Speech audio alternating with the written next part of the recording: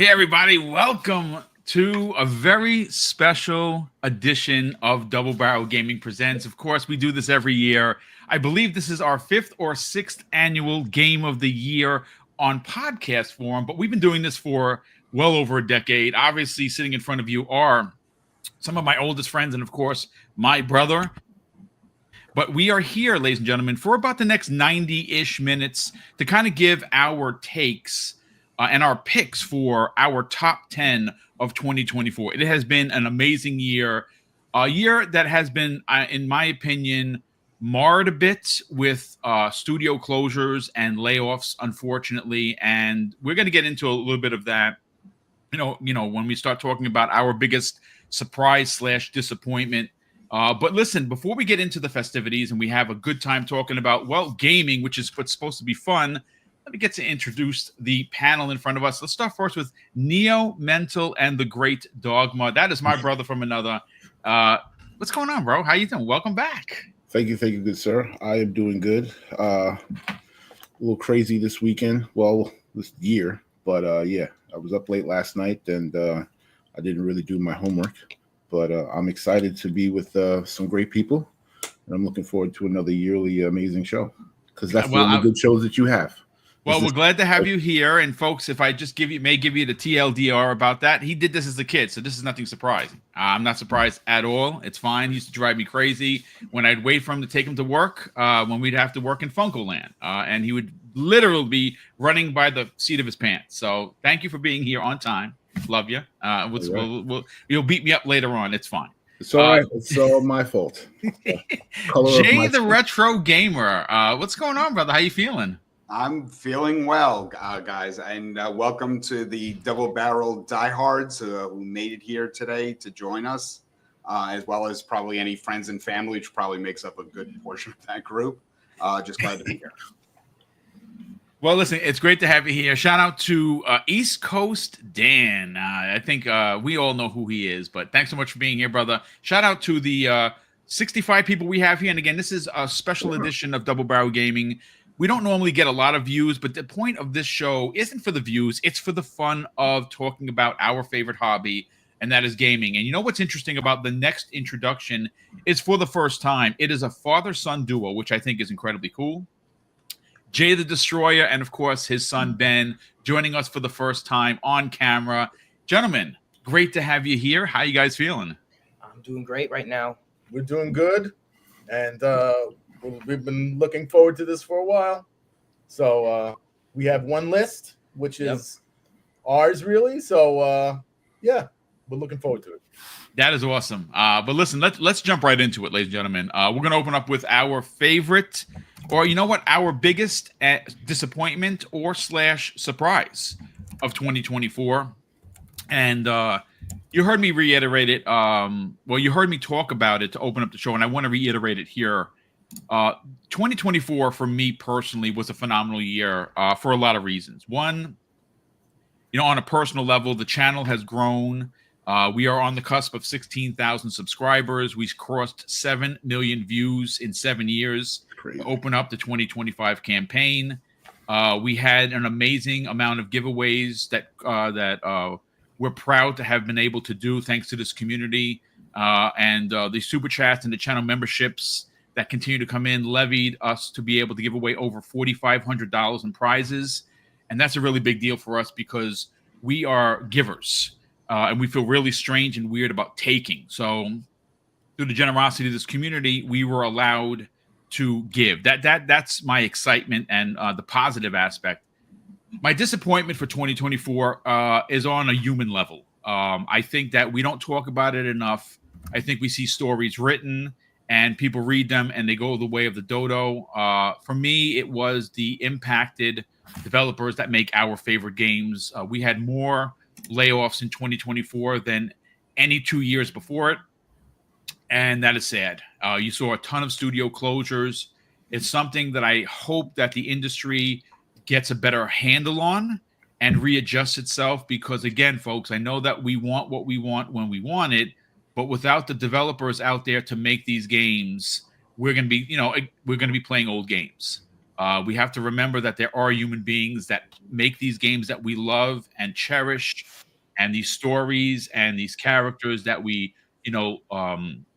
are happy to become in our, virtual lives. We sometimes got to just take a step back and look at some of the things happening and make a stand for these developers. But that is going to be for it for me. Neo Mental, let's get your biggest disappointment or your biggest surprise of 2024. My biggest surprise was my biggest disappointment. There was actually two on that list, mainly being Helldivers, because wow, that was an awful game. I don't even want to really delve too far into it because the whole Starship Troopers thing, the vibe of it was amazing. But the whole trying to do a Konami code when you're trying to friggin' call for help or whatever, dude, I'd rather pleasure myself with a cheese grater. Like, ouch. What?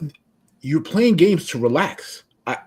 I'm at work all day long. I'm like, oh, I'm gonna check out this Helldivers game. And then I'm like literally getting creamed. And I'm like, what is the satisfaction? I get that there's a whole genre of people that love those games, and I don't have, if you like to do that, not me. I should have refunded that game, but I tried to keep going with it, and then it just started going into its own hellscape, and I was just like, you know what? F you, I'm out. I have a feeling that you would have had your account banned for a second time trying to get a refund from PlayStation. Well, that was the main reason why I didn't try to do that, because I was like, you know what? It's not even worth it. Just take the L on that one. Yeah, I did, because wow, that game was bad. So, but it wasn't as bad as my Star Wars Outlaws. I haven't played it, so I waited for all the updates, and thankfully they've changed a lot of it, so it's gonna be totally different from when you played it. But yeah. I mean, good picks, man. Good picks. I should have thrown a pause in there for the cream situation, but it's fine. I was a little slow. Jay the Retro Gamer, biggest disappointment and or biggest surprise of 2024. Yeah, I'm gonna echo Neo Mental on Outlaws. I mean, the Star Wars franchise and that Ubisoft open world model, it seemed like a match made in heaven, and they still managed to screw it up, which that one hurt. And the other one, you cannot go through this podcast without mentioning Suicide Squad. I mean, this is Rocksteady we're talking about, the people that made the Batman Arkham franchise, doing superhero games. But sometimes you roll the dice and you take a chance. I give them credit for that. But that game just broke my heart, because it should have been a home run, and it just, for me, it just failed on all, everything it tried to do. Yeah. I mean, those are really good picks. Suicide Squad, I didn't hate it, but I understand that what we were used to from Rocksteady was not what they produced. It was a clear representation of chasing trends, which is a little bit disappointing. But we'll see if they ever get back to it. Hopefully we do get an Arkham that brings us back to when, some of the best 360 Batmans that we've ever played. And it's crazy that they were able to pull that off during the 360 era. But listen, let's bring in Ben and Jay the Destroyer. Gentlemen, biggest disappointment / and or surprise? I'm going to have to change it up a bit, but I'm going to say the AI in Call of Duty. And this is just in general of AI being used in video games. And I don't mean like procedurally generated maps and stuff like that. I mean like art and etc. I think that puts a lot of people out of jobs, and that's not great. And we need to really get that under some protection. That's That's a great point, man. That's an amazing point. Yeah, absolutely. Because again, what we're talking about is people, and these companies, they're corporations. They're not our friends, and they want to save money. They want to get maximum dollar, and if they have to put people out of work to use AI to do the work for them, they will. So that's a great point, Ben. Great stuff around. Jay the Destroyer, what do you want to interject in there? Duh. Well, I mean, for you, all right, listen, get him out of here. Put Ben in the middle. Yeah, exactly. I back what he said. All right. I mean, that's fair. That's a fair point. We're Listen, of one mind. Yeah. we are. Okay, that's fair. That's fair. I Well, just look. want to jump in there real quick, and Sure. I want to third that emotion because I'm actually in advertising, and that 100% is affected me. It's I guarantee you, in 10 years, I'll be in a different vocation. So, Well, agree. I mean, it's a scary disposition that as technology continues to grow, and it's great. Technology is great, and we shouldn't be afraid of it. It starts to work its way into getting real people out of work, and that is something that again needs to be discussed openly, and not as an off-cuff conversation. But look, let's get into the honorable mentions before we get into our top 10. And I know that this list can vary from 1 to 5 or 6. I'm going to give you my 3. For me, Helldivers 2 is an honorable mention. I very much enjoyed every second I played it. I thought the stress of having to do the Konami code every time I wanted to drop something gave. I mean, don't get me wrong. I wish there was a way to just hit a button to do it. Just left, right, up, or down, and call it a day, and drop it. And maybe they've done that. Maybe they've changed that. Maybe they listened to feedback. But I very much enjoyed it. And you know what? Surprisingly enough, even though it is a game that is uses co-op to great degree, you can single man just drop down, do a couple of missions, and get out. And usually you have people that just randos that just jump in to help, which is awesome. My other honorable mention is one that I don't think it's going to be on anybody's list. I don't know if anyone played it. It was phenomenal. Dungeons of Hindenburg was I tried that out. Yeah, cell shaded dungeon crawler. It had a very unique story and a towny kind of vibe to it. I thought the RPG element was phenomenal. Loved the character. It was a game that you should definitely look into if you are into dungeon crawlers. The art style is pretty damn good. Again, it's cell shaded, cartoon like. Again, something I if you are into that kind of genre, you should definitely give it a shot. And one additional one for me that came in late in the year, because obviously I'm a side-scrolling nut, and I have been a side-scrolling beat 'em up fan since the arcades, where I was able to play Aliens versus Predator, Final Fights, you name it. Is G.I. Joe: Wrath of Cobra. Great, so well done. If you are a fan of G.I. Joe like I am, you should definitely consider checking it out. If you like the old school arcade side scroll beat 'em ups like X-Men Arcade or Simpsons, it is on the same line as that. Neomento, let's get your honorable mentions, man. I mean, honestly, I was on journalist mode this year, so my top 10 is probably just literally all the games I played. Well, no, there's a few, but I mean, the Dungeons of Hindenburg was probably one of them. I'm not really too much into those, but I played it for a while and it was enjoyable. Actually, I guess in a weird way, Power World, because it's not on my top 10. Okay, that was a big surprise, sure. Because you know what, they had made another game. What was it? What was the game before that? Craft World, which I thought was awesome. It was in Game Pass. Both of those games were really good. They were both kind of Nintendo ripoffs. I mean, the first one was more Zelda-ish. It kind of had a little bit of that Pokemon stuff, but I feel like that was the setup for them to go into Power World. But once you're able to start tweaking settings and kind of like do whatever you want, the game gets lost for me. But I just felt like it was a lot.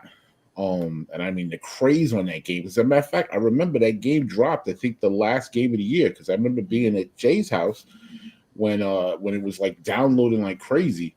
I don't hate the game. I don't know. I feel like it was trying to do too much. Too much. And I was just like, all right, I'm good with that. Fair point. Jay the Retro Gamer, let's get your biggest disappointment and I'm sorry, not your biggest disappointment, your honorable mentions. How many do you have for us this year? I have a 2, but this will be short and sweet. I'll start with Lego Horizon Adventure. Just a fun game, you know, and a franchise. I love the Horizon franchise. And, you know, if you've played Lego games, this one's not going to be any surprise, but it's well done. And it was a lot of fun. I didn't put a whole lot of time into it, but definitely worth it. And the other one would be Warhammer Space Marine 2. Yep. Which, you know, it's just this big, bombastic action game with a lot of violence. Visually very impressive, and you know, quite honestly, I think the original was underrated a bit, and so it was good to see them get a sequel after all these years, and hopefully it did well. Now there was a couple moments in that game that were a little scary. Were you okay with that? I held it together. I did have to step away, but yeah. You got to take a breather. I did a breather. Oh my God, that's great. He doesn't like scary games, folks. It's okay. A lot of people don't. Yeah, it's you know, exactly. It's fine. I guarantee you that's on Jay's list, though. I guarantee because I know. 100%. Oh, 100%. I mean, he's wearing a Terrifier shirt for crying out loud. I mean, let's go. Hey, listen. Speaking of which, Jay the Destroyer, Ben, gentlemen, let's get your your honorable mentions, if you will. I'm going to start with Still Wakes the Deep, which is actually great one. I played this game. I think I played it in 2 days. Fantastic, great story. I'm a sucker for deep sea monsters and stuff like that. I enjoyed it through and through, but yeah, that's basically it with that one. And mine is I loved WWE 2K24. Okay. I thought it was one of the best wrestling games in a long time, and it just brought me back to when I enjoyed wrestling games, and it just missed my top 10. Wow. You know what? It's funny because I remember when we used to hang out, we would play NWO Revenge all the time on the N64. Still one of my favorite wrestling games of all time. Like, it's just, I actually bought it. I didn't even play it. I did not get to a lot of games this year. I should be ashamed of myself, but it's fine. And you may hear that one again. Okay. Excellent. So yeah, that's our honorable mentions, ladies and gentlemen. And as we cruise along, we're going to start with our top 10. That is what is next for us. Look, Game of the Year is something that we've been doing privately for many, many years. I want to say that we're probably in the 13th or 14th year that we've done this. Obviously, what was that, Joe? Number 13 for us. Number 13. Wow. Lucky number 13 we've been doing it for. So there you go, folks. Officially, he's a scorekeeper when it comes to the how things are scored. And, well, he's been writing, actually, the show notes for years. And we used to do this prior to me having a YouTube channel, just privately like a bunch of nerds. We'd hang out in someone's house. We'd maybe trade some games. We'd talk about old stories, go to dinner, come back, and do this Game of the Year thing. And now we've made it into something that you could listen to and watch. And again, it's just something that we enjoy doing because it's fun. And I think that one thing about the gaming industry, especially the gaming community as a whole, is sometimes we lose the fun factor focus. I know that there's a console war that's consistently being fought on every level. Some are ridiculous. Some people make a lot of points. But we sometimes, and I say we because I include myself in this, we get lost, apparently, in the shenanigans of it all. And I like this particular show because it does celebrate gaming, which is what we're about to do. And this is going to be our top 10 of 2024. So before we start getting everyone's list, we're not going to spend a whole lot of time on each particular topic, but we're going to give some background information as to why it is where it is. And again, folks, please interject your game of the year. Again, I'll get a chance and try to read some of them live on the air. But for me, at number 10 is The First Descendant. This is the game that I spent some money on. It is a game that you can jump in and just go. And one of the things I absolutely found amazing about it is its multiplayer. And its multiplayer is so random, where if you're just traversing the particular map that you're on and you listen, and the cue would be the gunshots, and you go running over to someone's instance, you immediately get added to it, and now you're fighting with randos and you're helping each other out. Some people speak on microphones, some people don't. And I can't say that I had one particular bad experience especially when it comes to fighting the end bosses. Some of these bosses are just massive, and sure, once you get super powerful, you could probably take down some of the early ones by yourself.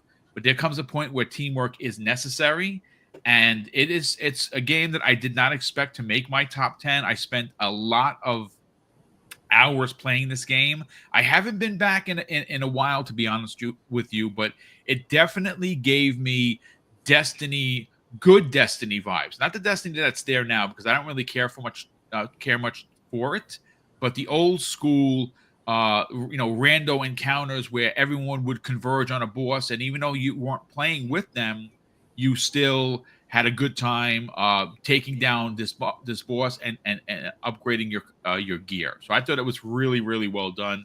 Neo Mental, what is your top 10? Your number 10 pick? I did Outlaws only because there was some great moments in the game. I mean, you're gonna hear me say that a lot. I mean, wait, hold on. You said Outlaws is in your top 10, but it was also your biggest disappointment? Yeah. Okay. Only reason why was the revamp, the when they dropped the DLC and they changed a bunch of stuff. My biggest complaint with the game initially was the stealth crap. Like literally every mission was stealth. Horrible. I was just like, at some point you just want to run in somewhere and just start shooting stuff, and you can do that because I had messed up in one of the Imperial bases, and then instead of like reloading the save, I was like, let me just keep going. And you can still do the mission by killing things. I mean, I feel like there's a few that you have to, that it will make you reload, like when you go inside one of the destroyers. But for me, a lot of it was what I was doing while I was playing the game, and this game, along with like a game like Indiana Jones, did a great job of putting you in that world. That's half the battle right there. So I mean, there were points where I was really enjoying the game, but at the same time, I mean, for me, running off a snowdrop as a Division fan, I was like, okay, I was in. But when I got in it, I was like, this is not what I was expecting at all. And buying that collection, it was just like I got shafted. But when they revamped it, they made it better. I just felt like I want to at least acknowledge that, because there were some really good points about this game, and it sucks because I think I don't think Ubi's going to make it another couple of years if they don't turn it around. But very true. Yeah, I don't know, Dan. I don't know if you experienced this, but similarly to the Jedi Fallen Order and Jedi Survivor, which in my mind were better games. I just didn't connect with Kay as a character, and I think that was the sediment. I would agree with that. Yeah, I mean, she was fine, but certainly not memorable to me. Huh? Yeah, Nix, however, the sidekick, I think that. Yeah, definitely, 100%. I want to protect him at all costs. Exactly. Yeah. Good pick, Jay the Retro Gamer. What is your number 10 pick, sir? My number 10 pick is Indiana Jones and the Great Circle. It made the list on the strength of its overall presentation. I mean, when you played this game, it felt, it looked, it sounded just like an Indiana Jones movie. And that is what really kind of drew me to it. And because I'm obviously an 80s kid, so I'm a big fan of the franchise. So the combat and the action set pieces were a lot of fun. I'm not a huge stealth gamer. And there was quite a bit of stealth in that game, but thankfully you can make the game a lot easier. I think I wanted to love this game more, but for everything that it did right, it did equal parts of things that I just didn't connect with. So made the list, but number 10.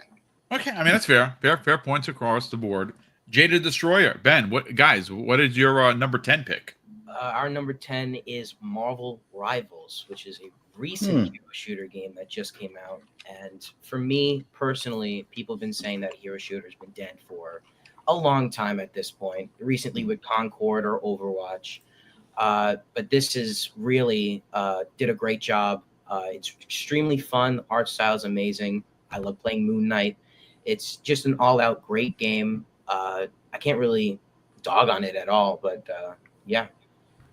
I mean, it's a great pick. That game has broken Steam records of concurrent players, and it continues to grow. That I have not played it. I downloaded it. It's one of my shameful admissions for this year. I cannot get myself away from Call of Duty, but Marvel Rivals, every time I see it, every time they add a new character or characters, it just looks better and better and better. So great pick. Real quick, before we get to number 9, I want to thank Sith Lord, who's been a channel member for 33 months. He goes on to say, Boom is one of the kindest guys I know. He's always honest, and the generosity to the community is beyond words. He has a big heart and a big cheese smile. Brother, that's very kind of you to say. Thank you very much for that, as I definitely appreciate the kind words. Big Mad Mo has been a channel member for as long, 32 months. So Big Mad Mo, thanks so much for the support. He says, shout out to the panel. This is one of the shows I look forward to every year. Thank you, sir. We love hearing that because we love doing this show. But yes, thank you very much. Let's get into number 9. For me, this was a fun one. It is a remake. Dead Rising Deluxe was phenomenal. I forgot about that. I played through that game 3 times. Literally 3 times. I loved every second of it. I spent the money on the deluxe version of it. I was running around in Leon Kennedy's RPD suit, which was awesome. It's one of probably the best remakes I've played in quite a while, and Capcom seems to just know how to do that really, really well. Loved every second of it. Cannot wait. Hopefully, there were enough sales to warrant a sequel, but we'll see. Mental, what is your number 9 pick, sir? At 9, I got Banishers: Ghosts of New Eden. Great game. I really enjoyed it. Unfortunately, I didn't play a lot of it, which is the reason why it was so far down. But I really enjoyed it. I mean, I didn't really get a chance to play a lot of RPGs this year. But the game was, it was really good. I really enjoyed it. I really wish I could have sank more time into it and really enjoyed it. But I like the dynamics of the game. So, it's a game that went under a lot of people's radar. It was very well done. Got a chance to play through it. I put about maybe 12 or 14 hours into it. Like you, I didn't get a chance to finish it because life just got in the way. But it is really, really well done. That's a phenomenal pick. Jay the Retro Gamer, number 9. What is your 9th pick, sir? Number 9 is going to be Black Myth Wukong. Oh, that's a great one. Which, hands down, to me, the best looking game of 2024. The combat, especially against all the bosses in that game, is where I think it just shined the brightest. It's just everything kind of in between all of the boss battles. That's kind of where I think it dragged a little bit. And for a game where there's a lot of exploration, I think the lack of a serviceable map is inexcusable in 2024. But overall, it's just a solid effort from the developer, and just hope they get to reiterate it on what we probably can guess will be the inevitable sequel.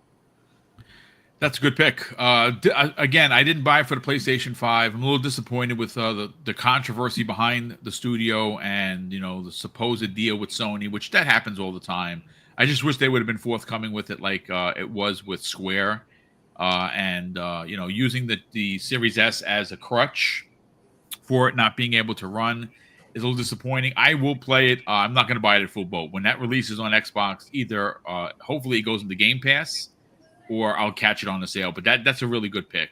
Jay the Destroyer and Ben, what is your number 9 pick? See, this is what I love is at the end of the night, we'll meet up and we'll have dinner. And we will get back to that Wukong conversation.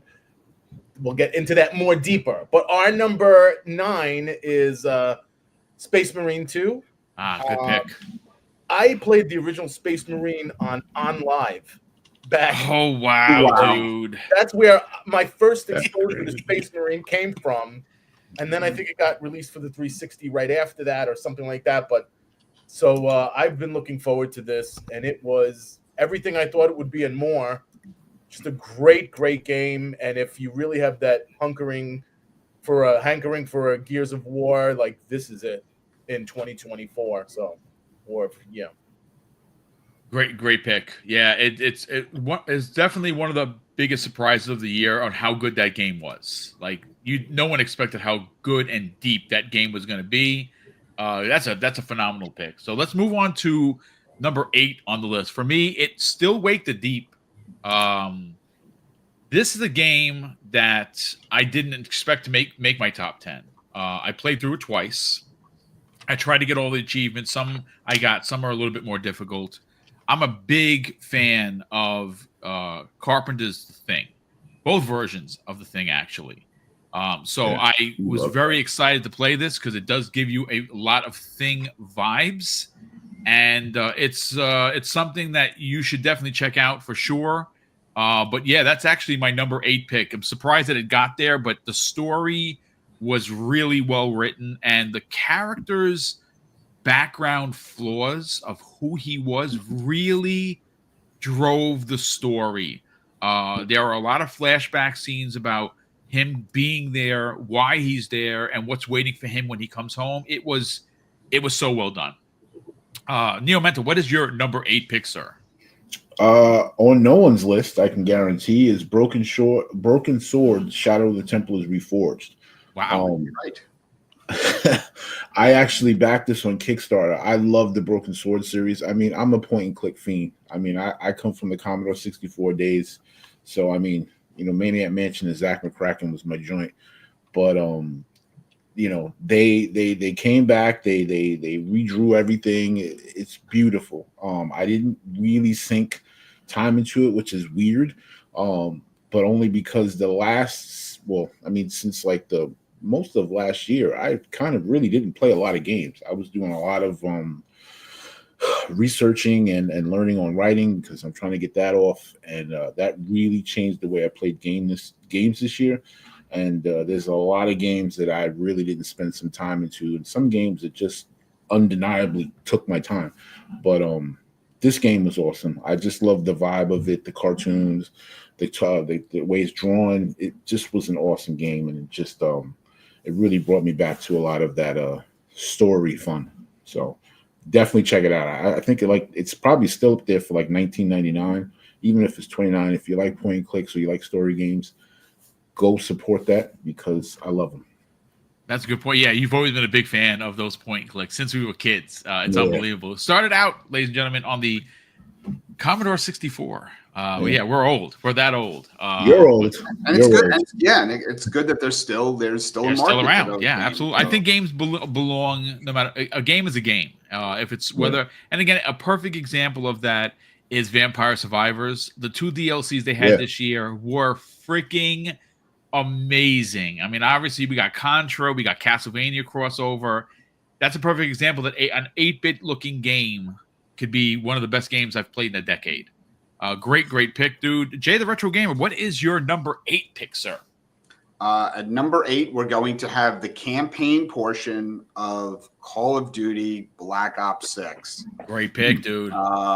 Yeah, I've not invested in a Call of Duty in many years, and it's easy to just dismiss this as just another entry in the franchise. But thankfully, it was in Game Pass. Thank you, Phil, and thank God I got to play it because it reminded me, in the right developer's hands, why Call of Duty is one of the premier first-person shooter franchises.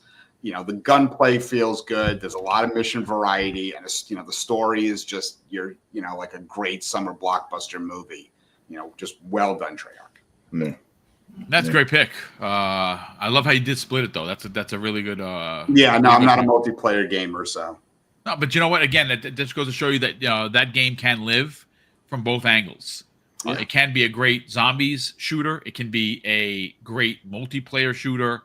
And it could be a great single-player game. I love the fact that those experiences still exist.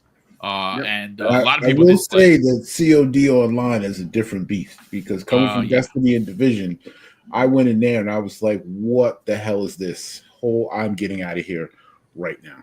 Yeah, I love the fact that this old bastard continues to run with these young bucks, and I love getting best play, and I love getting in the top 3. That happens more often than not, of course. And you know I'm not lying because it's all the footage I play in the background. But I got to jump in then. Yeah, we definitely got to do duos for sure. Yeah. Jada Destroyer and Ben. Gentlemen, what is your number 8 pick? As much as I bust Jay the Retro Gamer's balls for scary games, a scary game, we share horror. I'll fall asleep to watching Terrifier or whatever, and he's seen everything. And but a VR horror game is a completely different beast. And my number 8 is Alien Rogue Incursion VR. Great pick. Is so difficult So for me to play because you turn around and it's right in your face. He's got nerves of steel and will like it's insane. It's so very fun. It's so we love Alien, and if you have a Quest, it's coming out in February, but if you have the PSVR 2, it's already out, and it's amazing, and you really feel like you are in the Alien universe. The guns, this, the that. You look down and you have a pulse rifle. That's great, dude. It's great. It's great. Awesome. That's a great pick. I don't have a PlayStation VR 2, but I do have a MetaQuest 3. I'm waiting for that. The Batman was a monster surprise. VR is still a thing, folks. And I love the fact that the MetaQuest 3 offers so many different types of experiences. But that's a great pick. When VR is done right, when it's really, really done right with quality and a budget behind it, it is unequaled. Unbelievable. It's unequaled. You are in a different world, and it's not every game could pull that off, but like I said, Alien could pull it off. So yeah, that's good, and that's good. I'm glad to know that it's. I have it pre-ordered, so the minute it goes live, I'm definitely going to get down with that. I'm almost saddened that they don't have a pulse rifle, prop that you could hold while you're playing the game, like a big nerd. Maybe somebody will invent that on Etsy or something. But listen, let's get into our 7th pick. But before we get there, Will the Insider Broke Boy Lewis, generous friend of the program, someone I get a chance to hang out and play with Call of Duty on a regular basis, drops a very generous $5 super chat. He says, "Since you said it, Boom, just an FYI, they released a remaster last year of The Thing game based on the movie from 2002. Yeah, you know what, dude? I think I missed the sale on that, but I want to pick that up. It looks great. I don't think it's been on sale yet, but it's it hasn't. $29.99 and $30 is not worth bad. Every penny. Yeah, I remember that game being so ultra difficult. Yeah, it's hard. It's awesome. So I'm definitely going to get down with that. Thanks for the tip there, Will. Super appreciate it. Gentlemen, let's get into our number 7 pick. For me, Dragon's Dogma was originally my game of the year when I first played it. That game I have hundreds of hours in. I did not beat it, sadly enough. But I got to tell you, the pawn system is amazing. It really is. And the fact that you can roll with people that you actually know is just absolutely amazing.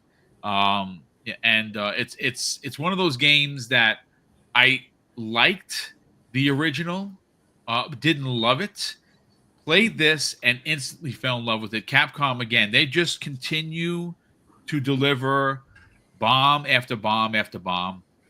And this year it's going to be no different. And again, shout out to Capcom for still being around, 1 and 2, bringing back both new and old content. They seem to be the reason. I mean, there's a reason why they're one of my favorite publishers, and this is another one of those. So for me, number 7, Dragon's Dogma 2, phenomenal experience. Neo Mental, what is your number 7 pick, sir? 7, I have Pacific Drive. I really liked it. I mean, it was kind of roguelite-ish. It was a weird vibe. I like the vibe. I like the story. I mean, you're literally in this like possessed car in this weird ass exclusion zone and trying to figure it out, going on these missions. I mean, it was a really good game. I beat it. I wanted to go back to it. The story was wacky. It had some really great points. I feel like this was, I talk about the games that will get you to the other games, and I feel like this was one of those games. It had so many great parts in it that I want to see more games like this. You can play it and see where it's going and where where that whole direction was. But it had a little scary to it. It had a little danger to it. I mean, it was some. Did it have times where spiders, sir? Man, if you don't shut up. Just asking for a friend. That's all. Well, what friend? You ain't got all your friends are right here. So who you asking for? Where you got to see spiders, where spiders are all over you. There's a game coming up. Yeah, I know. I played. Yeah, but anyway, yeah, it's a good game. I think it's. I don't know if it's on sale. I don't even remember if it was. I think they just released that for Xbox because originally that was a PlayStation exclusive. Yeah, did they release? Now I got to play it again. I would definitely buy it and play it again. It was definitely a good game, and that came out towards the beginning of the year, so I was actually really able to sink time into it. Good game. It's a good game. I mean, check it out. Nice, good stuff. Shout out to Brothers Grimm. He says, "Oh, VR, not for me. Sorry." Yeah, again, it's not for everybody. But I will say that Jada the Destroyer is right. When it's done right, and they take the care and the time for not just a $30 cash grab. When they take the time to put the actual direction and art assets into it to make it an experience. This is why I can't wait to play Alien. That looks phenomenal, and it looks scary as hell, which is great. Jay the Retro Gamer, what is your number 7 pick, sir? I'm going to basically telegraph the next 3 entries as being for the fans, anyone listening who are fans of 2D, like 2D games and specifically Metroidvanias. It wouldn't be a top 10 list of mine without certain ones of that. So if you like those, then the next 3 will be right up your alley. But number 7 is Bo, Path of the Teal Lotus. Okay. I really wish at times that we had the ability to kind of show some of these games so people watching can understand what I'm talking about, because you just got to kind of see this one to really understand. It's a beautifully hand-drawn 2D Metroidvania with a Japanese setting. I mean, the art's gorgeous, but the star of this particular 2D game is all the precision platforming you got to do, which I'm a big fan of. It's one of those things that can be frequently frustrating, but when you play games sometimes and you get through a particularly difficult section, there's a sense of satisfaction that this game gave me as I played it. So if that's your thing, there you go. That's this is right up your alley then. It sounds like it has Ori and the Will o' the Wisp type of that precision type of platforming. Is that what you're kind of referring to? It does. I would say that the whole package. I mean, Ori is one of my absolute favorite games of all time. It's not at that level, but it definitely does a lot of things right, and it's in that. Nice. It is also difficult, and like I said, but when, like I said, as I'm playing it, when you're going through and you're kind of getting through some of those sections, it's definitely satisfying. Nice, good pick, man. I actually didn't hear. I didn't even hear about that game. Now I'm interested. I definitely want to give it a shot for sure. Yep. Jada Destroyer, Ben, gentlemen, what is your number 7 pick? My number 7 is my favorite character of all time, and pretty much the game that put the biggest smile on my face this year was Sonic Shadow Generations. Oh, great! Maybe the best Sonic game that I've played since the first since Generations. I think some of those levels in the Shadow portion are almost instantly iconic. Yep. And the imagination that went into some of them is totally, off the wall. So it felt inspired for a Sonic game at least, and definitely my favorite Sonic game, like I said, in a long time. So, I mean, that's a phenomenal pick, and I'm glad that you mentioned that because I loved it so much. I bought it on multiple platforms. I bought it on Switch, bought it on Xbox, played both of them, loved it. And for me personally, loved it even more because I got a chance to play with Tyler. And Tyler and I play it. We take turns doing the levels. And those shadow levels, I agree with you. Some of them are Sonic Adventure like level iconic. I'm so glad that Sonic is a thing. Like, it didn't just die off and become like a sub character for Mario, like it was when like earlier when they would do the Mario and Sonic Olympics. But let's get into our number 6 pick. My number 6 pick, ladies and gentlemen, is going to be Warhammer 40,000 Space Marine 2. Sadly enough, I only got a chance to put about 20 hours into it. It's one of the games that I'm most saddened about not having beaten. I loved every second of it. It gave me old school Gears of War feelings, and I think that the writing is phenomenal. Graphically, it's astoundingly good, and I hope that this opens up. It did so well commercially as well as from reviewing that we should see a sequel, and I think the sequel will be even bigger and better. Neo Mental, what is your number 6 pick, sir? Number 6, I got Nobody Wants to Die. This was in Game Pass, but one of the games that I bought anyway. I really liked it. It was like one of those retro future games. Story is like no combat in this at all. But it was definitely story driven. It was a really good game. It was short. I actually, funny enough, I got the worst ending possible, and I'm meaning to go and get the better ending, but I kind of got to play it from the beginning because all of your choices affect the actual story. And they kind of lock you into one save. So, I mean, it's not a bad thing because it gives it replay value for me.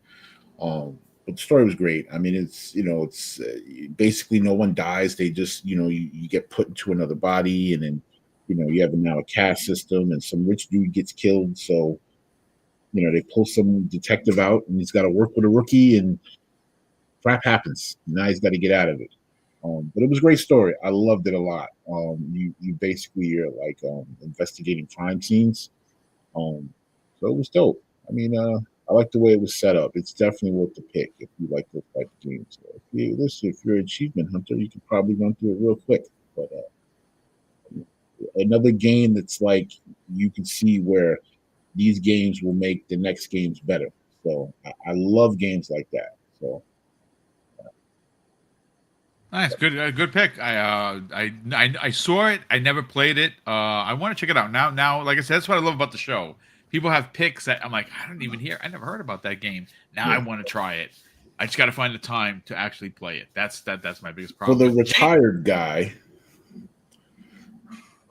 Well, such is life.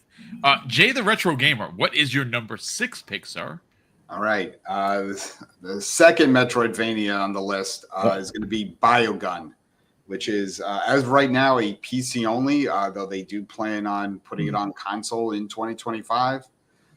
This one's a cartoon style that plays very much like a twin-stick shooter. So if you like twin-stick shooters and, Metroid-like gameplay, this is something to look into.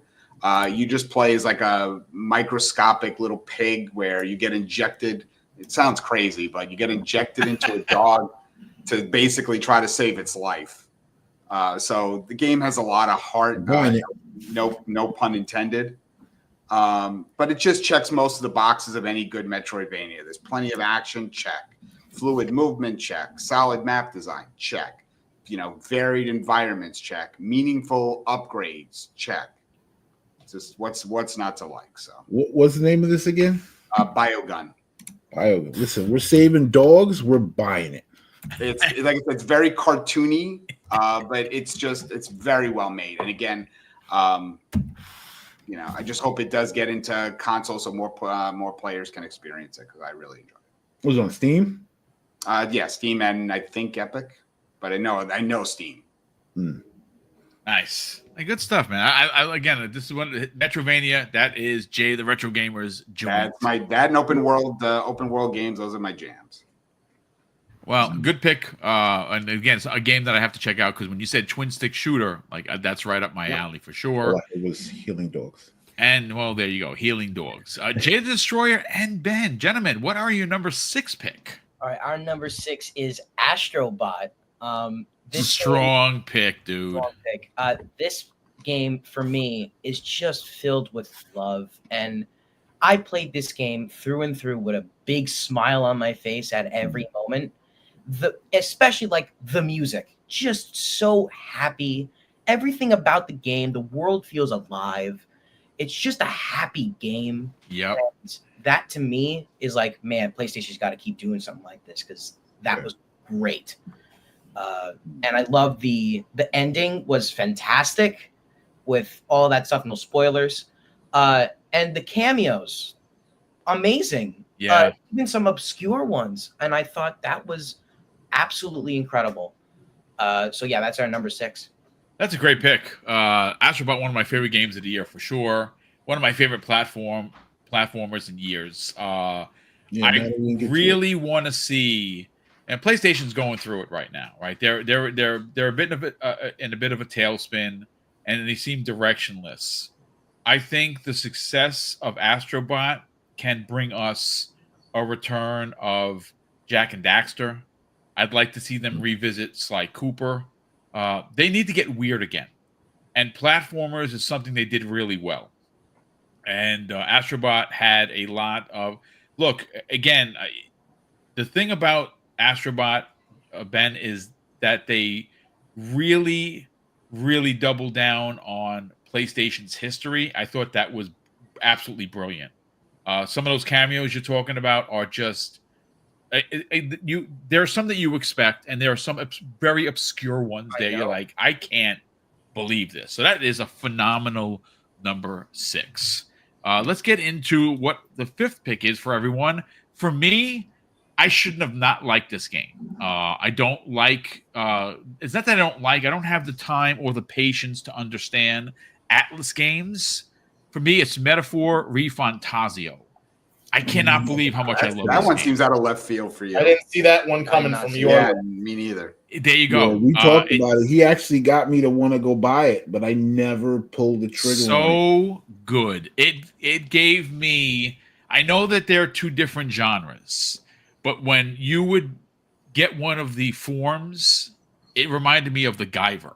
And The Guyver is one of my favorite old school animes, and I did not expect to love Metaphor, but the story was phenomenal. The artwork and the direction was legendary, and the music was on another level. It was phenomenal from start to finish. I should have not liked this game, and somehow it made it into my top 10, and not only that, in my top 5 of the year. One of my favorite experiences of 2024. Did not beat it, but yeah. Game. You definitely got to give it a shot. I think you would definitely dig it. But Neo Mento, let's get your number 5 pick, sir. So my number 5 is Death Stranding Director's Cut. Nice. I still don't know how that counts. That doesn't count. It does count because it was re-released this year for Xbox. I have to give the nod on this. If it came out this year, it counts.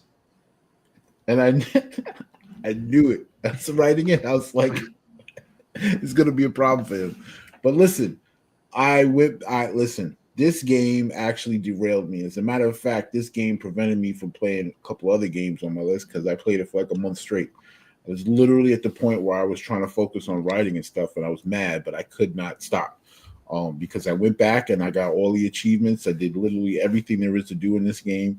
I love this game. And I feel that like Kojima gets a lot of hate, but this game had so many amazing moments in it that I can't. People just keep saying that it's a walking simulator when literally there's vehicles in it. You know, there's a bike, there's a truck. You get what do you call it? Just floating carriers that you can use. You could literally I've skied down a freaking mountain like crazy. The game is amazing. The way he constructed this, and I'm Death Stranding 2 is like that's my game I'm waiting for this year. I cannot wait for this game to come out.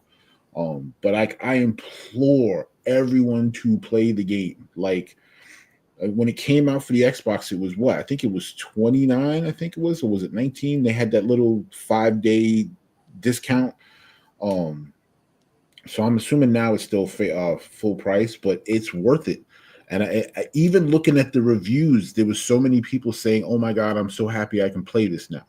And that's a whole other Sony Microsoft thing. But I feel like this game did not get anywhere near where it should have been. And if you played the game and you really played the game, you would see that this game was a friggin' masterpiece. And I'm not blowing smoke up the guy's ass, but the game was amazing. Amazing. That's a great pick. And one of the things that get tremendously overlooked with Death Stranding is its multiplayer. That's not really multiplayer. Thank you. Yes. I think that when you put the game down and you might be stuck at a particular spot, you come back, there's things that are there that weren't there, that someone from the community came in to your game and dropped supplies or made a way for you to climb up a mountain that you couldn't do before, or scale down a mountain that you couldn't do before.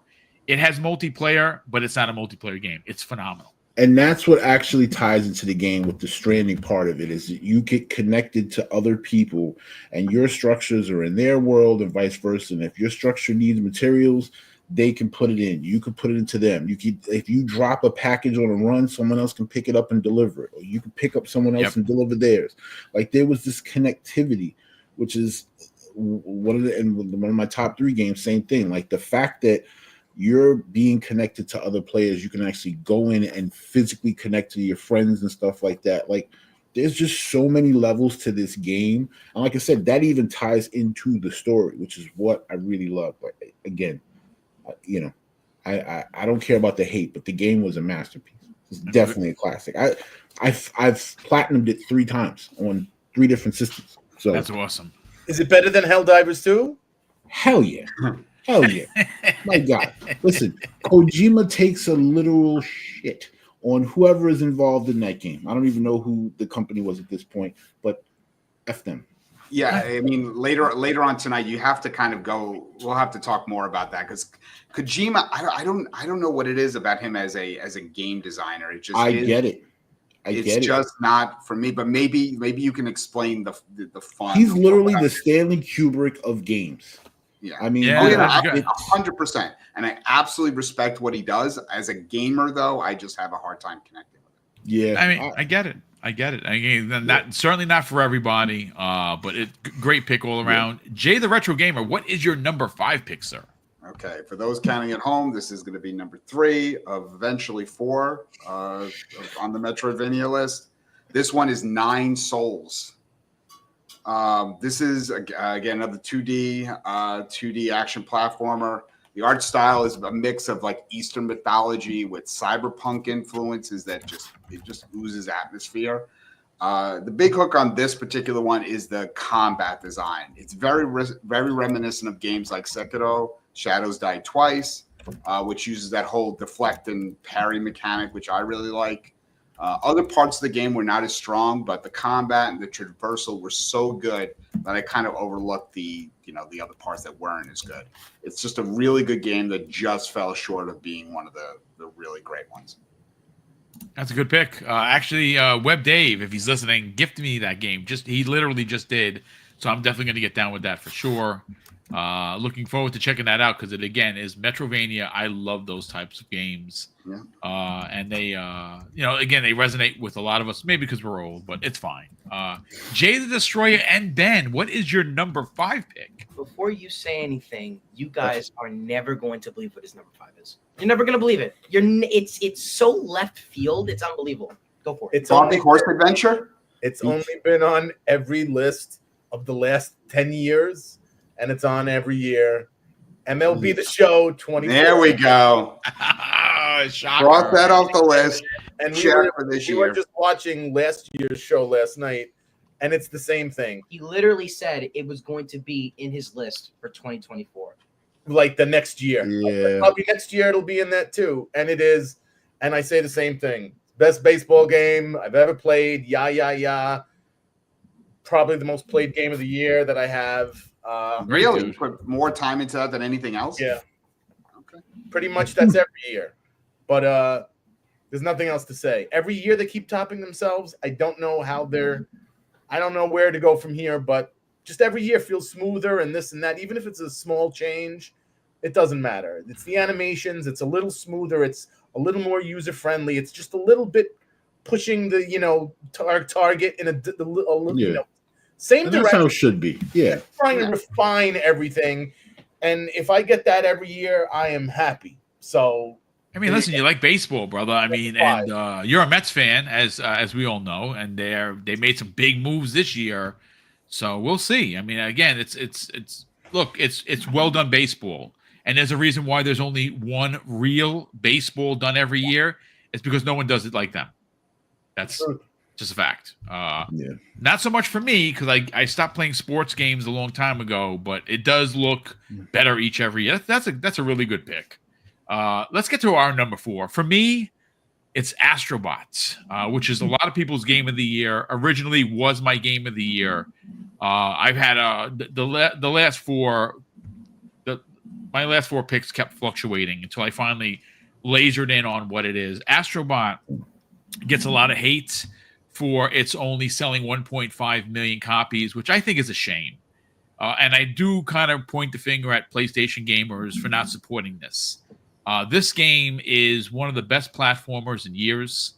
If you are a PlayStation fan, and I'm not talking about a fanboy, I'm talking about an actual fan who, played and bought the PlayStation 1 through 5, who is going to buy a PlayStation 6, who continues to be impressed with some of the work that they do. And they've done some really good work over the years.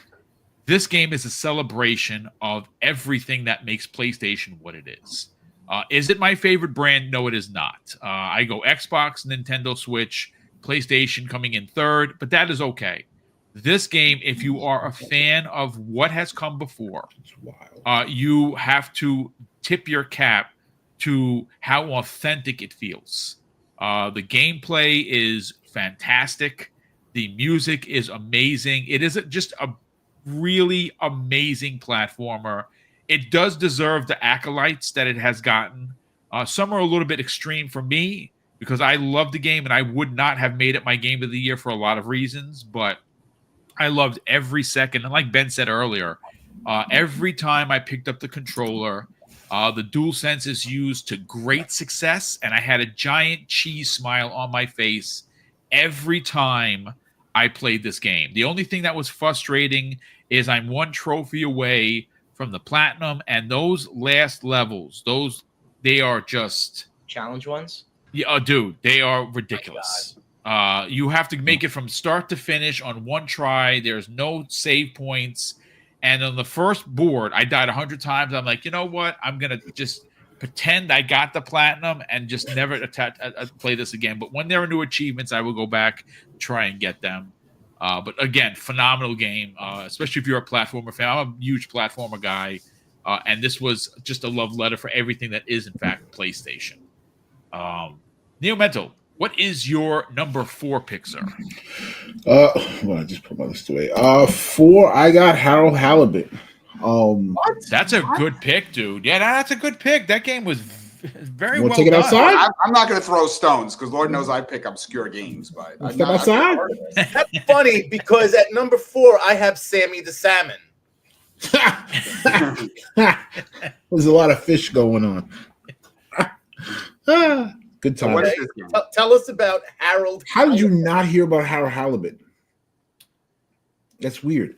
I mean, the game initially came out. They had the demo, then they had it in Game Pass for the longest time. I actually went and bought it. I mean, again, the only reason why it's at 4 was because I only sunk like a couple hours really into it. But the game was amazing. I mean, again, going back to the whole point and click days. I mean, the whole game was stop motion animated. Like the demo itself was, I think, 70 gigs because they couldn't rip out the animations for the game files. But the game was just amazing. Again, it's one of those games that's going to get you to that next generation of games. I mean, look it up.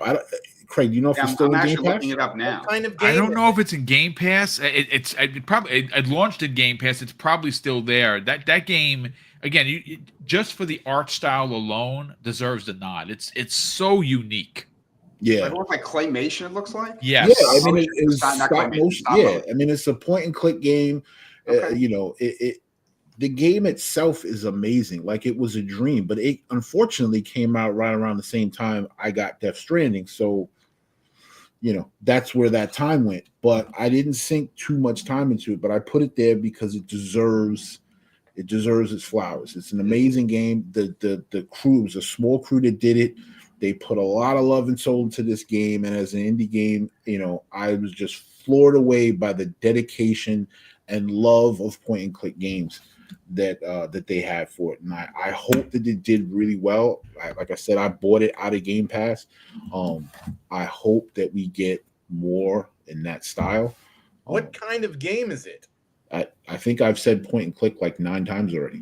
Oh, yeah, it's point and click. But it's a claymation style. Okay. Yeah, and I'm looking at the Steam page, and it's reviews that have it as very positive across the board. It was an amazing game, and I feel like it's one of those games where clearly the average, and that's probably a lot of problem with a lot of these indie games. They don't get the same AAA love. I mean, they're not marketed. It was one of those things where I think a lot of people didn't play this game, dude. A lot of people didn't. And a lot of people didn't talk about it because a lot of people didn't play it, so there was just no generation for it. Like, I just feel like though there's so many great games that never gets to see the light of day because people just look at it, either dismiss it and don't try it. Which I think what was the main reason they put it in Game Pass was to get it in there so people would check it out. But I don't know. I mean, I don't know if they need to just fully splash it on the main page or something or what. But I really want these games to get more light. Most of the games that I've played were indie games this year, and those were the games that I had probably some of the most fun in. I just really wish I'd have had more time or made myself play the game more time to really get a little farther in. But that has nothing to do with the game. It's just what's just going time on itself. Time is our biggest enemy, especially when you're adulting, so to speak. But yeah, good pick, man. Again, if I was a kid, man, that would have probably been like my number 1 or 2. Yeah, it's a good pick, brother. Jay the Retro Gamer, what is your number 4 pick, sir? Okay, switching gears. Number 4 is Batman: Arkham Shadow. Nice, good pick, dude. Yeah, I mean the Arkham series is absolutely one of my favorite franchises. So, of course, a new entry in the Arkham series, I'm gonna pick it up, even if I have to buy a MetaQuest just to play it. So, and was it worth it? I think we've already kind of said that. It absolutely is. And to repeat what's already been said, there's something about VR that when it works, more than any straight console or handheld game could do, it just hits different. The story is great, and there were just many parts that you really do feel like the Dark Knight himself. And the combat, which is one of the staples of the console versions of the series, is translated well into VR, even if it's its own unique thing in VR. The console games are still overall better, but this to me is the single best story-driven VR game that I have ever played, and 100% worth getting into VR just to play this. Yeah, I mean that's a good pick, dude. Again, it's. I know a lot of people were a bit upset that it wasn't another mainline where it is in VR, but these types of experiences need to exist, and let's hope that Rocksteady gets back to it. I'd love to see them do a proper one, but to know that again, this is one of those games that I bought it, could not wait to play it, and just did not find the time. That's why it's not my top 10. That's the biggest problem with me is time.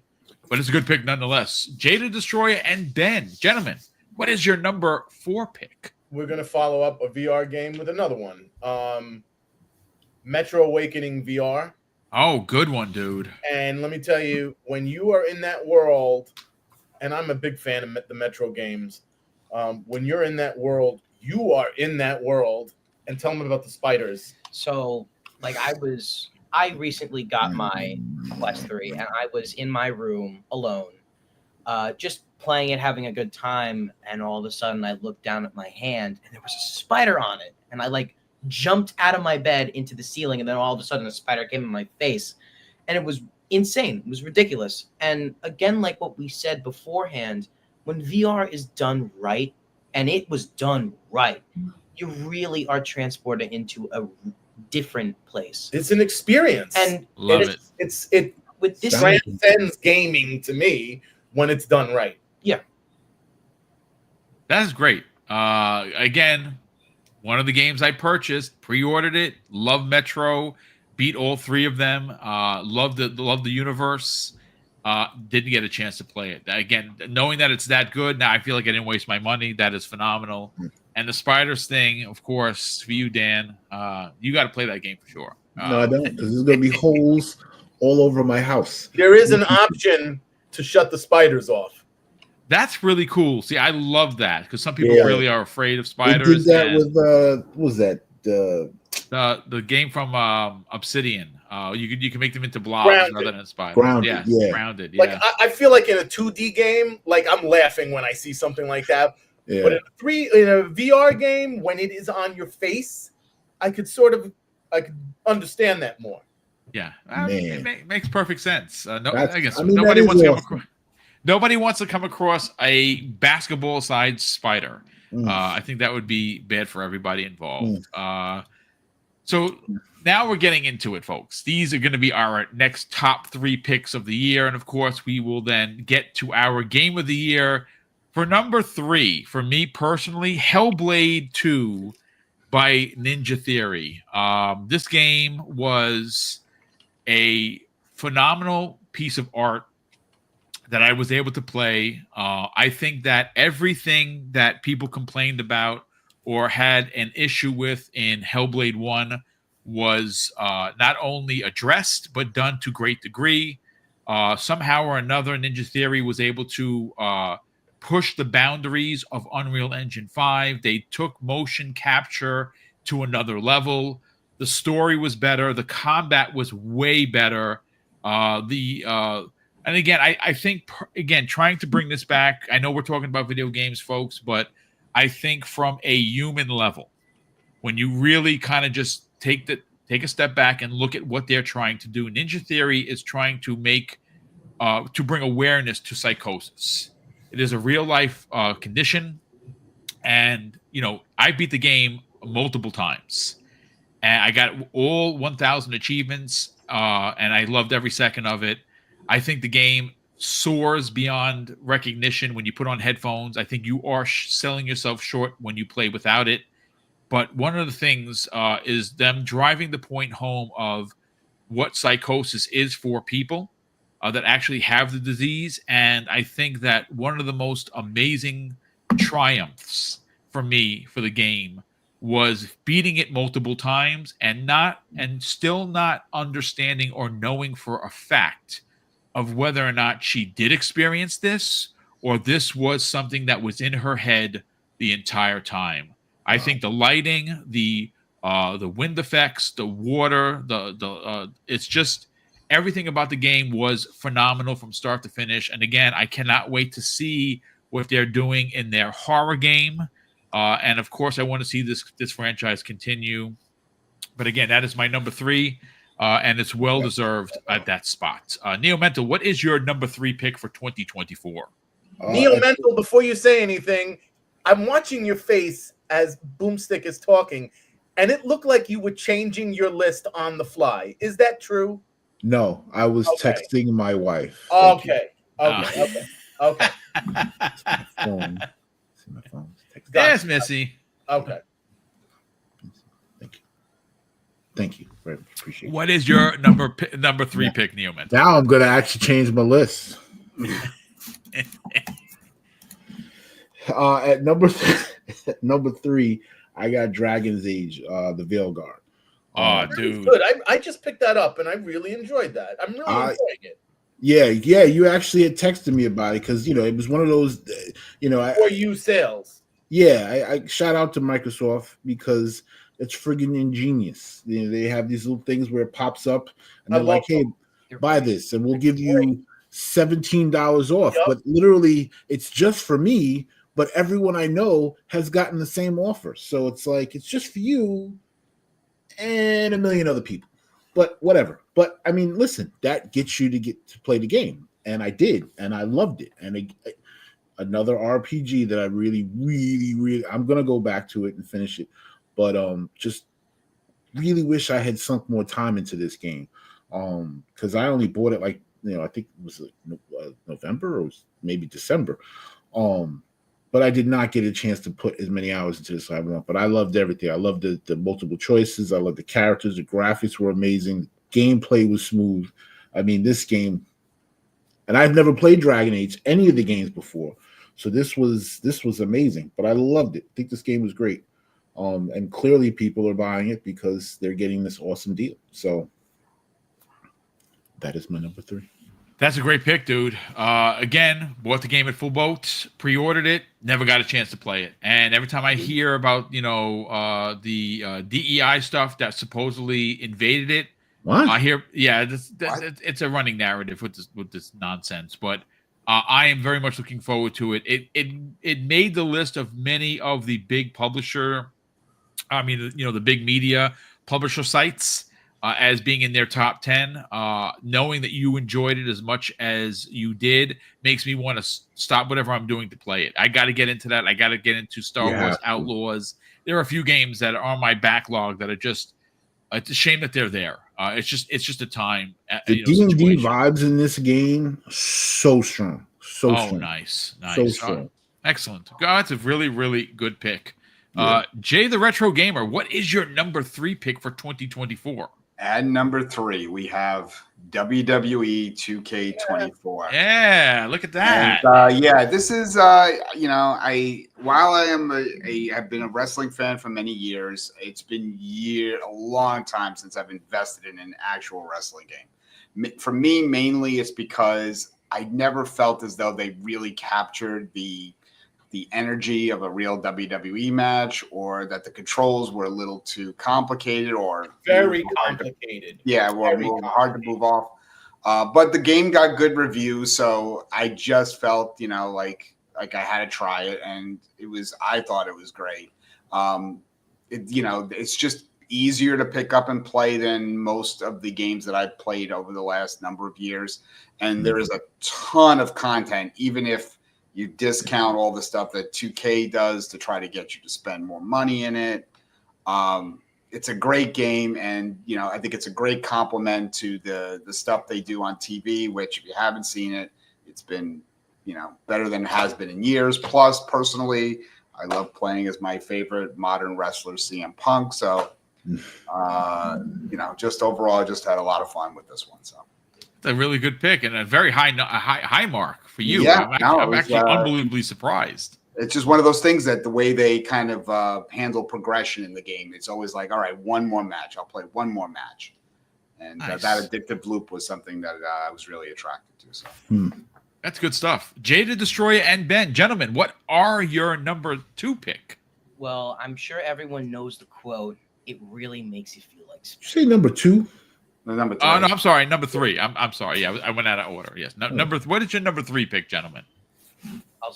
Everyone knows the quote. It makes you feel like Spider-Man. This game makes you feel like Batman, and that's Batman: Arkham Shadow VR. Strong pick. Great when pick. I played this game, it was just a joy through and through.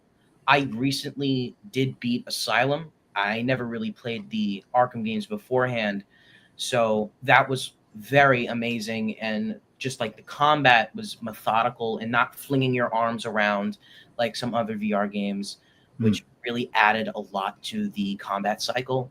The story and the voice acting was just amazing. And just like what Jay the Retro Gamer said, it's one of the best stories I've seen in a VR game by far.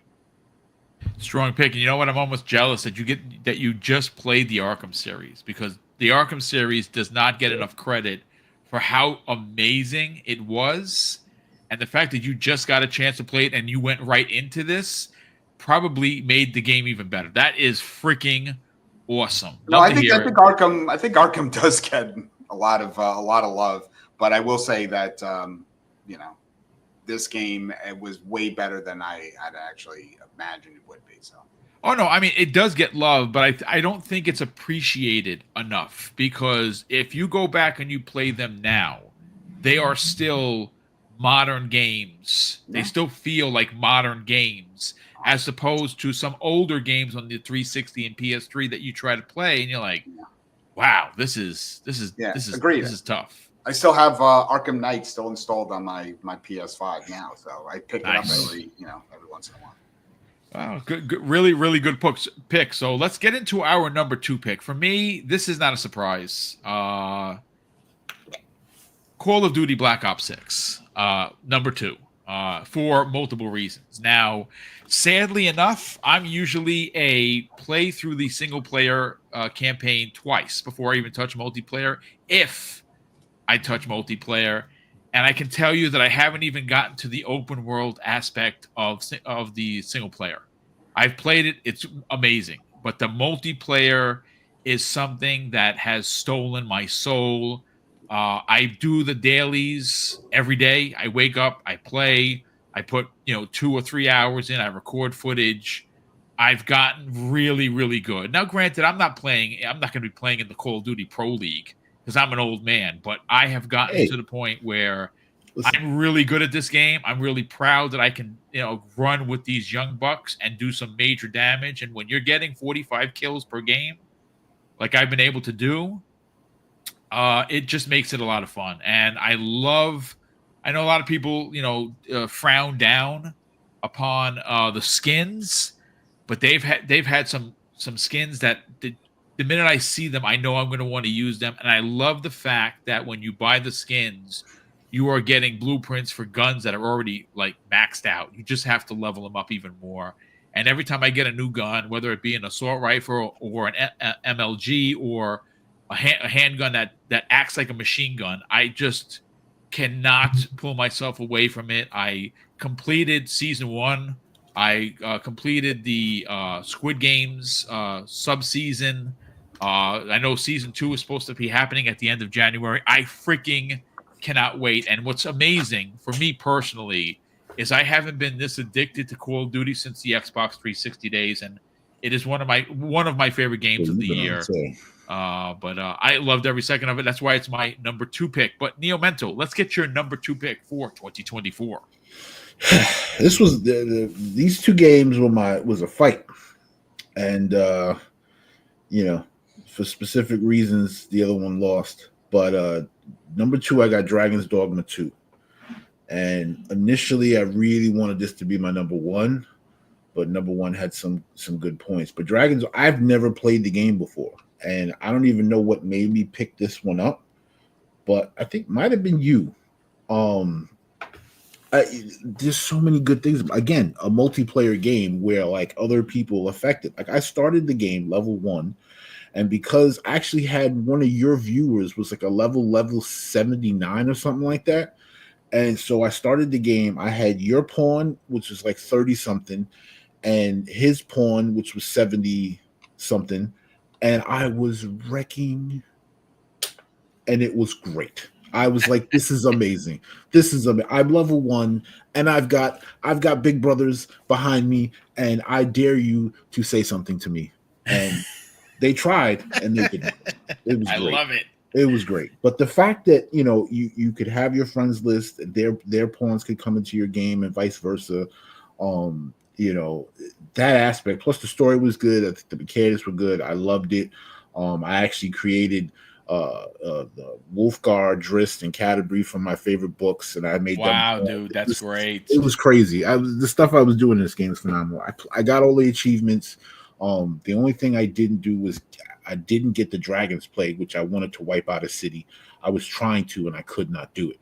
But that aspect too, the fact that you could get a disease from another pawn that could literally wipe your story out, was amazing. I love the aspect of it. The fact that your game could be affected by someone else's, or you could affect someone else's game. And if you're paying attention, you could hear it. Your pawn is like talking back to you, and you're like, wait a minute. Okay, I gotta throw this chick into a river because she's gonna kill my game. And I just listen. I think the game was amazing. It was dope. I played it twice, and the fact that you're technically playing the first game until you beat the second game is till you beat the game, because that's when the splash screen will show you. Now you're playing Dragon's Dogma 2 was amazing. So there's a lot of aspects to this game that were amazing. I think if you haven't played it, play it. If you did, beat it. Especially now, my character's like 120. You friend me up, and you can have my pawn. That's dope, dude. And again, that's one of those things where multiplayer is a thing, but not really a thing. Yeah, and that's brilliant. Jay, the retro gamer, what is your number 2 pick, sir? I'm going to keep this short and sweet because I think everything has probably been said about it already that I actually wrote down, and that is Astrobot is number 2. Okay. The only thing I'll add is that I think this game could easily stand toe-to-toe with any game, any of the best games in the Mario franchise. So if you love like those charming 3D platformers, then you'll love this. So everything else has already been said. I mean, it's a strong pick. It's a strong pick, and again, we're not the only ones that gushed over it. There are a lot of people that enjoyed it. Some people accuse others of over, being overexcited for it, but it is really a charming platformer at its core, and it's just done so well. It's a really, really strong pick. Jay, the Destroyer, and Ben, gentlemen, what is your number 2 pick for 2024? Our number 2 is Asgard's Wrath 2, which I think might be the best VR game I ever played in my life. It is from the second it starts, you feel like you're in a movie, and that feeling when you feel that it's unequaled. And the combat, the just the way of moving, the graphics, everything about it is AAA. And I don't know if there's, I know Batman's great, Metro's great, Alien is great, but for whatever reason, this game just rubbed me the right way. The whole Egyptian motif is incredible. The enemy design is incredible. And like I said, when you're in it, you feel like you're in some big budget, movie, science fiction, action movie, and it is incredible. Well, that's a great pick, and that actually came free for a lot of people that bought the headset, which is pretty dope considering that is a AAA. It's considered to be a Half-Life Alyx level experience, like that big of a deal. And again, sadly enough, it's something I have not played, and I got to get to it. I got to find the time to get into that. But I love the pick, folks. This is it, man. This is our Game of the Year pick for 2024. For me, it's Indiana Jones and the Great Circle for a multitude of reasons. I go back personally to when my dad took me to City Cinema in Co-op City. My brother knows exactly what I'm talking about. To see this, it was a dad and son kind of a situation where he's like, "Don't tell your mom I took you to see this movie." And I'll never forget the first time I saw the guy's face melt off. It was amazing. Troy Baker should win an Oscar for his portrayal 100%. of Indiana Jones, and more specifically Harrison Ford. He sounds so like Harrison Ford that it's disturbing at times, that it's not Harrison Ford you're listening to. This game was something I was unsure about it being in first person. And then, of course, obviously there was a lot of, tropes about, well, if it was a third person game, it would be looked at upon as more of an Uncharted game or a Tomb Raider game. I think it needed to be in first person. It really did drive the story home. The music is phenomenal. The Indiana Jones quips that he's known for, the one-liners, were there. There were several times where I laughed out loud because it reminded me that I was actually playing a film. After 52 hours, I beat it, and I felt guilty beating it. That's how much fun I had. I have not 1,000 achievement it yet. I want to go back and play through it another time. One of the things that's great about after beating the game, you can fast travel to locations where you're missing things. Yeah. And if you want to go looking, you can. If you want to use a guide, you can, to find out, because there's some instances where stuff is so well hidden that I found myself frustrated, but not in a way where maybe put down the game, maybe just go and just use like YouTube or something to find something I missed, and it was just so simplistic. Again, if you are an Indiana Jones fan, if you really, really love the Indiana Jones trilogy, not so much the last two films. The last two films were okay at best. The first three are legendary classic films.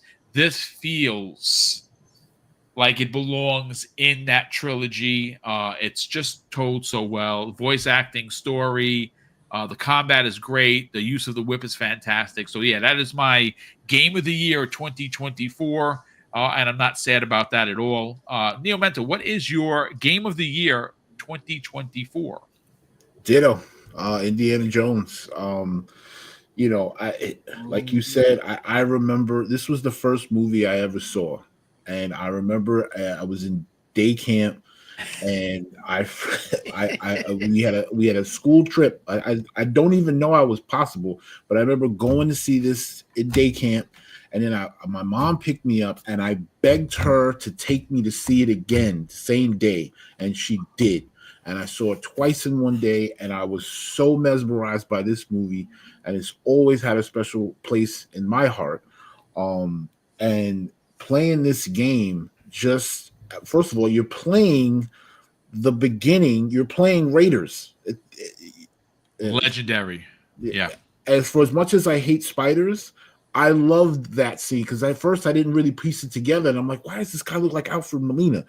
And then I'm like, wait a minute, are we playing Raiders? And then like I'm going and I like, oh yeah, I know that scene's coming up, and I gotta brush the spiders off. They make you physically. I was like, but I was doing it and I loved it. And I think that there's so many parts where they did a great job of giving you the same feeling, the way you see it in the map and the way the globe is going with the red arrow. And oh man, like it was perfect. I did have a few quips for this game because the guy's in a friggin' priest uniform and he's like taking a whip and he's climbing up scaffolding and no one's like, what the hell is that? There's some points in this game where I'm like, all right, this is weird. This guy's supposed to be a priest and he's running around and he's punching people in the face and no one has a problem with this. But I say to say, it's the original Tomb Raider. There was some parts where like I got into the sewers. I'm like, holy crap, this is long. Like it's not like they just sprinkle and throw you places. Like you're really doing things. And I kudos to them. I mean, the game, perfect. They did everything they needed to do. Like you said, the acting was amazing. There's times where you forget that you're not listening to Harrison Ford. You're listening to Troy Baker. And it's like, and I got enough problems with that guy because he plays Keener in the Division. So I normally hate this guy. But shout out to them. They made a perfect game. I didn't finish it. I wish I did. I'm gonna get all the achievements for this. I love this game. Great pick.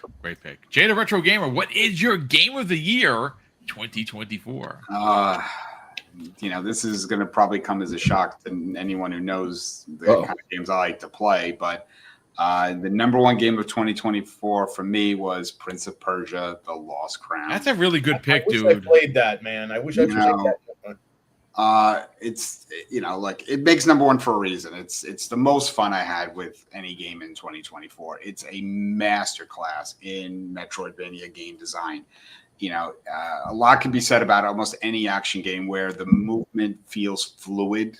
And when you're controlling the character, it just feels right. And that is absolutely the case in this one. The environments are just very, very distinct. The combat, usually kind of a secondary thing in a lot of these games, was really engaging. The platforming, while sometimes frustrating, maybe it's because I'm a little older and I can't pull off the moves I used to, it never really felt unfair that if you kept, kind of going at it, you'll eventually get it.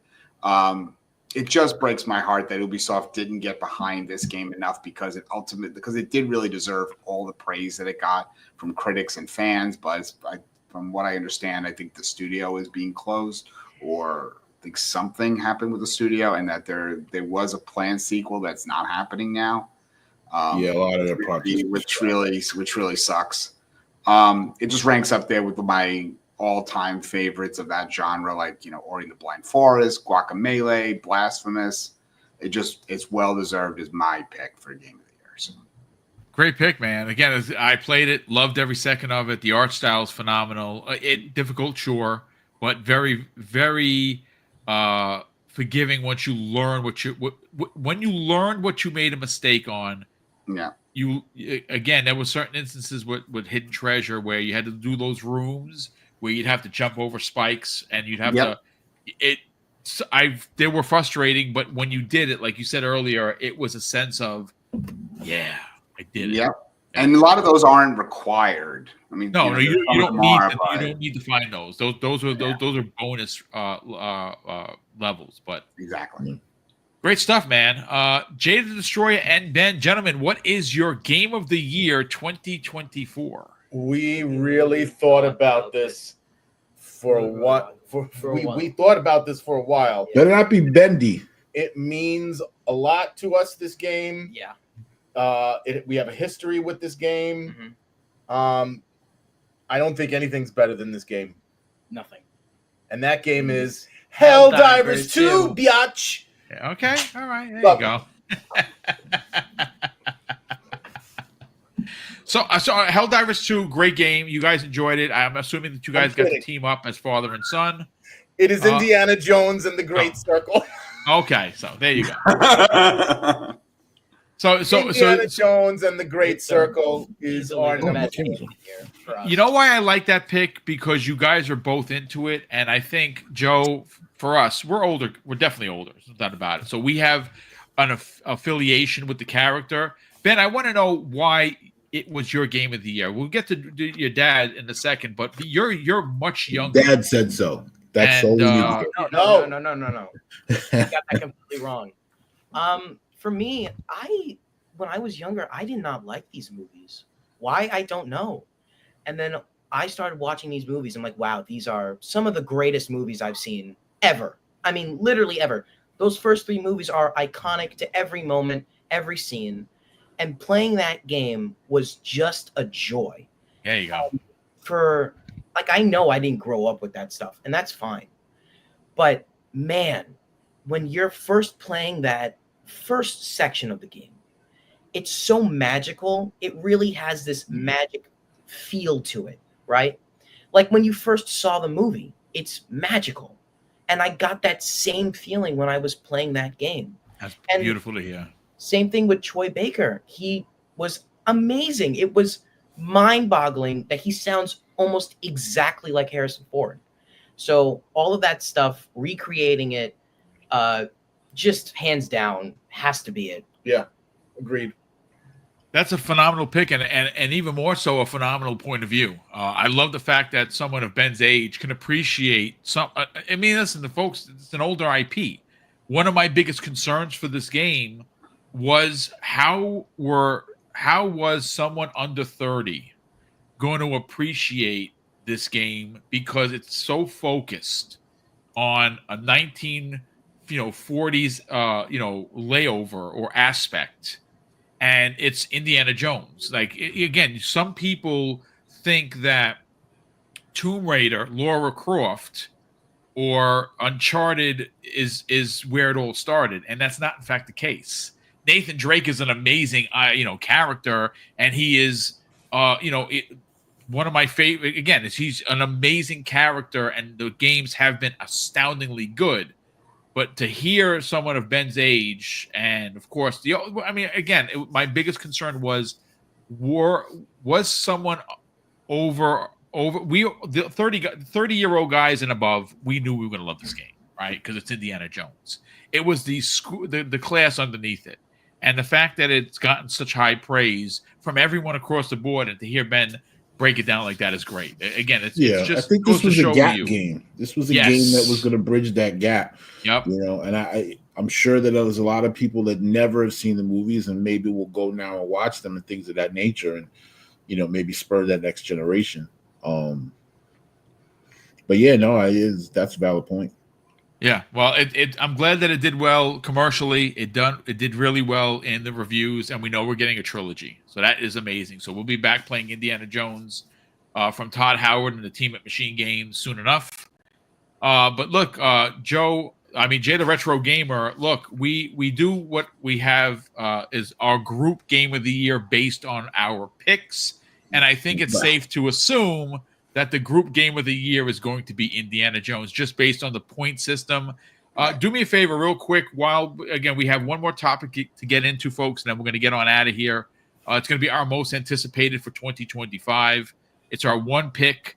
But Jay the Retro Gamer, explain to the fine folks that we have 320 people watching live across Twitter, Twitch, and of course YouTube. So thank you for everyone that's tuned into this show. Something that, it's fun for us. Hopefully it's been fun for you. How does the point system work? Just very simply, everyone's number 10 game gets a point. Everyone's number 1 game gets 10 points. I just keep track as we're going through the top 10 list, and the game that gets the most points is considered the group game of the year. And what is that? What is that, kind sir? I can officially announce to the group that Indiana Jones not only is the group game of the year, but garnered the second most number of points of any game that we've ever done. Wow, really? Which Holy is cow. the only game that was higher that on the list was back in 2020, Ghost of Tsushima. Was just slightly had to, but I will say I don't think any game has ever gotten 3 number 1s. So yes, that's a great credit to Indiana Jones, and certainly well deserved.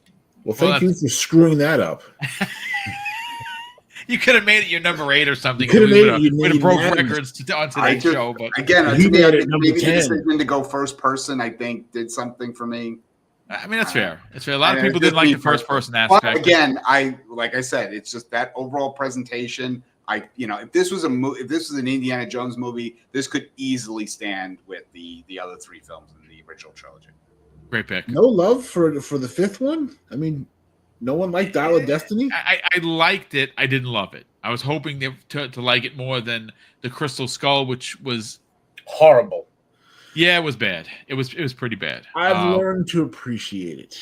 I mean, listen, it's an Indiana Jones film. Not something I watch. If I was stuck on a desert island and that's all I had, I'd watch it because it'd be entertaining. But yeah, if I can never see Shia LaBeouf's face again in any movie, I didn't hate him that much. Listen, I don't think I hated him that much either. He wasn't the right fit, and they were trying to pass the mantle, which I think was time that needed to be done. They just did it they just chose someone. They chose poorly, and there you go. He shit the bed with his antics. So yes, he did. Yes, he did. But listen, gentlemen, this has been great, as we do every year. Chat, we have one more topic to get into, and I'll start first with it. Fable by Playground Games is my most anticipated game of 2025 for a multitude of reasons. The trilogy on Fable stands the test of time, and again, if you go back to it now, it's graphically okay, but it's aged a lot. And what we've seen so far from what Playground Games is doing is they are keeping the same aesthetic with the British-like humor, which a lot of people were hoping for. It does seem like a third-person, story-driven, adult-themed romp that's going to have some comedy in there. I love what I've seen so far. I think the best comparison for what Playground Games is doing, who's known for the Horizon or the Forza Horizon series, is what the Killzone developer Guerrilla Games did for Horizon. Now, I didn't care too much for Horizon 2, but I absolutely adored Horizon 1. And to see the transition from being just a first-person Killzone shooter, developer to then bring us Horizon Zero Dawn was absolutely amazing. Now, granted, I think they made a lot of bad choices for Horizon Forbidden West personally, but it's still great to see a studio known for one IP then to make something totally new, something totally different with the Horizon series. And, keeping with the Horizon, the word itself, well, Playground Games, they make the best arcade racer in the business. That there's just no denying it. Forza Horizon 5 is a triumph for the racing genre, and what they're going to do is translate those skills over to a third-person, story-driven type of game in a legendary franchise like Fable is something I cannot wait. I hope that does not get pushed out into 2026. Hopefully it does release this year in holiday of 25. It's my most anticipated game. Cannot wait to play it. Neil Mento, what is your most anticipated game for 2025? I'm gonna say actually Breath Edge 2 because I feel like that's one of those indie games that doesn't get a lot of love. And they're coming out with a sequel this year. I mean, I thought it was a one shot. I mean, the game was hilarious. I loved it. You know, to find out that we're getting a sequel to it is friggin' amazing, and it's going to be a little bit open world, and I think they're adding multiplayer to it. I love the humor in it. It's that, like, you know, that dead humor that I can't get enough of. But I feel like everyone should go out, play Breath's Edge, enjoy the game, and wait for the second one. I can't wait. But I think there's a lot of great games that is coming out this year, and my list is really long. But that's probably one on the top. Nice. That's a good pick, man. Again, you like what you like. There's nothing wrong with that. Yeah. Jay the Retro Gamer, what is your most anticipated game of 2025? I mean, this was impossible to pick, but if I had to pick one, probably Ghost of Yotei. I think that's It's a good pick, man. I think it's going to be a great game. Ghost of Tsushima is literally in my top 10 of all time. But real quick, other than that, I really have to shout out to Assassin's Creed Shadows. When that finally comes out, I think Assassin's Creed in that setting is just long overdue. Yep. I will give some love to South of Midnight, which yeah, amazing. Can't wait to really check that out. It's a setting that you generally don't see in video games, that kind of New Orleans vibe to it. I'm looking forward to that. And this tiny little game, then The Elephant in the Room, GTA 6. Yeah, okay. I mean, I love how you said tiny little game. Yeah, hopefully it does make this year. We'll see. Yeah, so those are the most anticipated. Great picks across the board. Jay the Destroyer and Ben, gentlemen, what it could be one, could be two, could be three. What are your most anticipated games for 2025? This one was off the rip. I knew it immediately. I didn't even have to think about it. It's Jurassic Park Survival. I live and breathe Jurassic Park. Yes, you do. My life. I have been waiting for a survival game or survival horror game in this genre for God knows how long, because it has been canceled over and over and over again. And to see this brings me a smile. And I'm so happy to explore the park in this type of setting, a dark, gritty setting, scary, and see it after the whole events of the first movie. It's just so interesting to me. So that's definitely 1000% my most anticipated. And that is a great pick. Jay the Destroyer, what is your particular pick? And for me, Sega is my favorite company. When I had a Master System, I didn't want an NES. I had a Genesis, I didn't want a Super Nintendo, and so on and so on. So anything that they end up relaunching this year, any IP that they end up, giving another chance to, I am down with that. No matter there's what a lot. They are going to the well, and we're getting a new Jet right. Set, Yeah. Crazy Taxi. We're getting a new Streets of Rage. We're getting a new Shinobi. Bro, I'll take all of it. I want all of it. Yeah. Great picks all around. Well, listen, gentlemen, thank you so much for hanging out with me here. Ladies and gentlemen, thank you so much for taking the time. We broke records. We had 328 people here watching us live across multiple platforms, Twitch, X, or Twitter, and, of course, YouTube. We hope that you enjoyed today's Game of the Year 2024. It's something we absolutely enjoy doing. We will be back next year around the same time. We usually wait for the third week into the year to kind of, let the holidays go past us and be settled. This was a lot of fun. Ben, it was great to have you here and be a part of it. Yes. Again, I would imagine that you're going to come back next year and be a staple in the Game of the Year that we do. You and your dad did an amazing job as a duo. Shout out to the Retro Gamer. Didn't know you played piano, but congratulations for that. I can't wait to play his piano tonight. It's going to be great. I'm going to tickle the ivories. Exactly. And, of course, working with my brother is always a pleasure. We don't get a chance to hang out as much. This was a lot of fun. Ladies and gentlemen, that's going to do it for us here on Double Barrel Gaming Presents the Game of the Year 2024. Big shout out once again to everyone who dropped a super chat and a channel member chat. Mrs. Boom and I are greatly appreciative of the continued support behind the scenes. Again, it allows us to do the big giveaways. And once again, we're going to try to deliver as much as we did in 2024. And that's thanks to you. And of course, I'm going to close out today's show with something that's incredibly important to me. Hopefully, one day it'll be important to you. And that's something that my dad taught us when we were kids. And he would say, Craig, treat others how you want to be treated. And also, it doesn't cost anything to be nice. You live by those rules, son. I can guarantee you're going to have an awesome day. So take care, everyone. And we'll see you next year on the newest episode of Game of the Year 2025.